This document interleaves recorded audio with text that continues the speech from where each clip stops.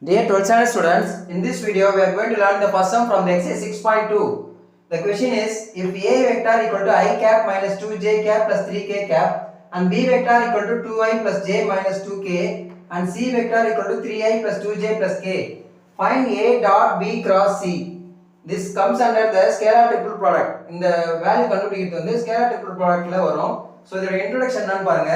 Scalar triple product அப்படினா யாரு அப்படினா, if we have to take three vectors A, B and C. So இதுல வந்து ஒரு வெக்டார் வந்து டாட் ப்ராடக்ட்னா இன்னொரு வெக்டார் கிராஸ் ப்ராடக்ட்டா இருக்கும். So this is the scalar triple product, or you can write this as A cross B dot C. இப்படி எழுதலாம். So ரெண்டும் ஒண்ணுதான். So A cross B dot C is equal to A dot B cross C. So ரெண்டுமே ஒரே value தான் கிடைக்கும்.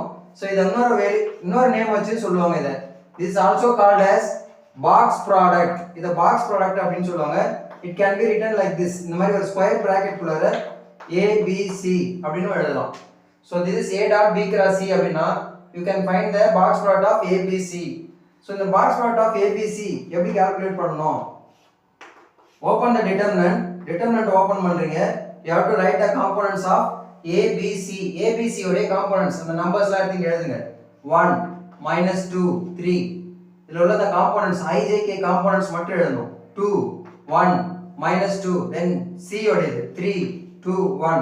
Now we expand this and get the answer as in scalar form. ஒரு single number வந்துரும். So expand பண்ணலாமா? 1 into 1 plus 4 minus 2, it becomes plus 2. Second term minus இல்லையா பொசிஷன்ல, அதனால இங்க பிளஸ் ஆயிடும். 2 into 2 plus 6 plus 3 into 4 minus 3. So simplify பண்ணினா 5 into 1 5, 8 into 2 16, 4 minus 1 3, 3 into 1 4 minus 3 1, 1 into 3 3, 21 plus 3 24. So this is the solution for the first sum, A dot B cross C. Thank you.